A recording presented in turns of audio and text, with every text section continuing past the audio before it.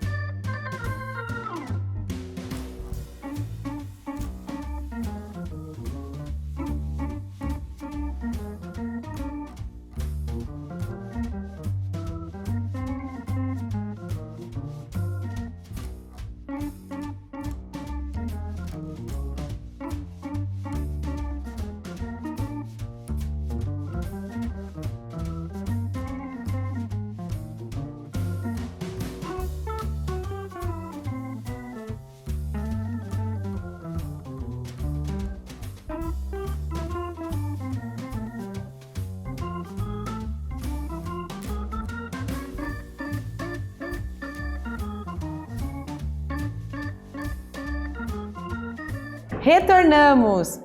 E aí, sobre nossa fala sobre o montanhismo, né? Conversamos bastante um pouquinho sobre eles nos slides anteriores e agora está fazendo a seguinte pergunta. Descreva qual o significado que o montanhismo tem para você.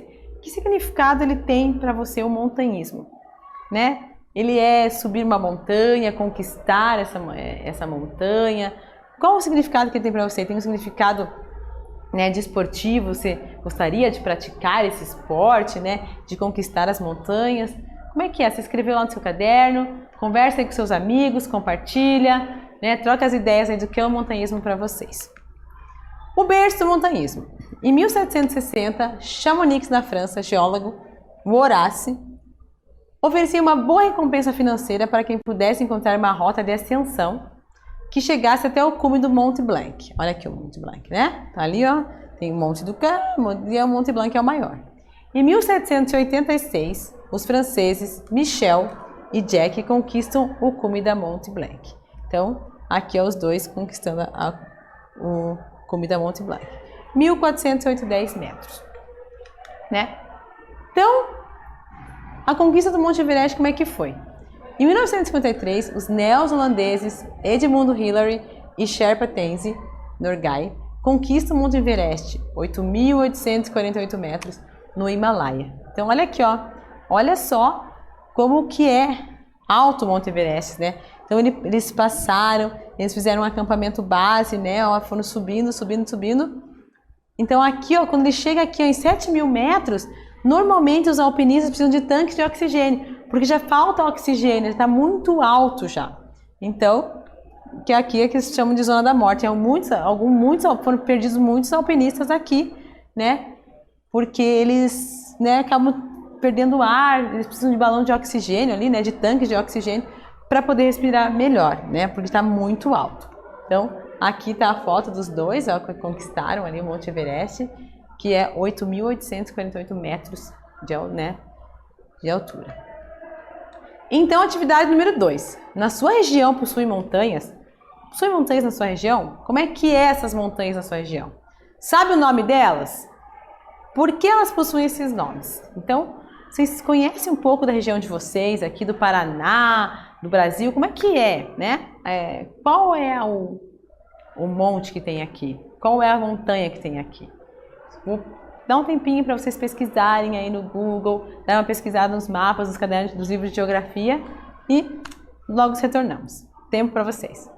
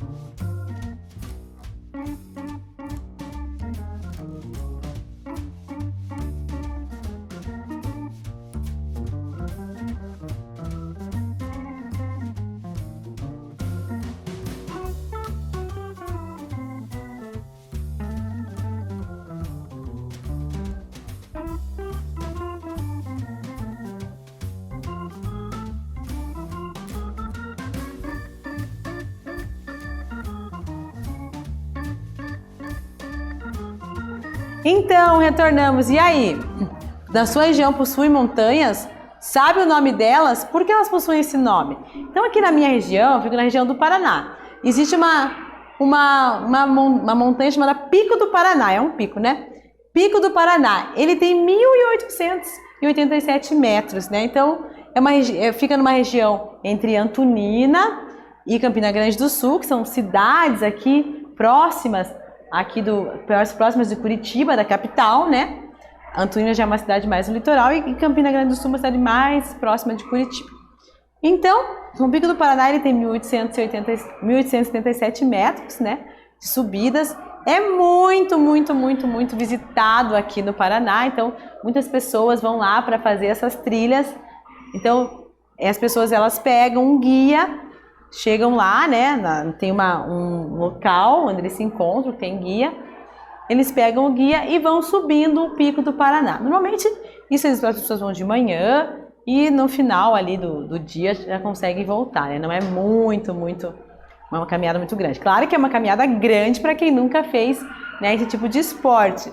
Mas é uma atividade gostosa de fazer, um turismo gostoso de fazer, né? Você vai até o Pico do Paraná e depois volta, conhecer as trilhas também, né? Porque para chegar até o cume do pico, né, tem que passar por essas trilhas aí que a gente vai conhecendo, vai vendo coisas novas. Então, aqui na minha região, que é a região do Paraná, próxima a Curitiba, aqui é o Pico do Paraná, que a gente possui, que o nome, então, a região é Curitiba.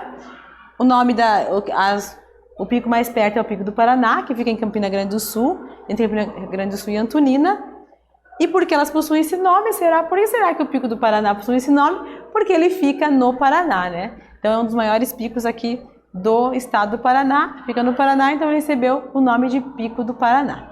E então nessa aula nós estudamos um pouquinho sobre o que é montanhismo, né? Então a gente viu que montanhismo tem as suas peculiaridades, né? Que quando a pessoa vai para os Alpes, ela é alpinista, né? Quando ela alcança os Alpes. Quando ela vai para os Andes, ela é andinista, né? Então, e assim eles vão tendo outros nomes. Então a gente viu que o montanhismo não é só conquistar montanhas, né? E a gente viu também um pouquinho do montanhismo ao longo da história. Como é que foi marcando o montanhismo ao longo da nossa história? Como é que ele foi? Como é que ele surgiu? Né? Ali, como é que foi as primeiras montanhas conquistadas? Né? Os diferentes contextos e significados do montanhismo, a gente viu ali a conquista do Pico Everest, quem foi, né? Que é o maior de todos ali. Então, quem foi, quem dominou, a gente viu as estátuas deles lá, né? Que eles marcaram. Conhecemos também as pessoas que foram, né? Que foram os picos conquistados, né? Aqui também os primeiros conquistadores dos picos de Pico Everest, a Cordilheira dos Andes, né? Então, a gente foi conhecendo um pouquinho sobre o histórico do montanhismo, que é muito importante, né? Essa prática de aventura aqui prática corporal de aventura para nós aqui, né? E também vimos aqui agora, no finalzinho, que aqui no Paraná, o maior pico é o Pico do Paraná, que fica entre Campina Grande do Sul e Antonina. Ele nem chega perto daqueles 8.800 metros lá, né, de altitude, um dos maiores picos já conquistados. Mas ele fica ali por 1.877 metros. A gente conhece muito bem, tem muitas trilhas bonitas aqui por esse pico. Então, foi um pouquinho da nossa aula sobre montanhismo. Eu espero que vocês tenham gostado e até breve.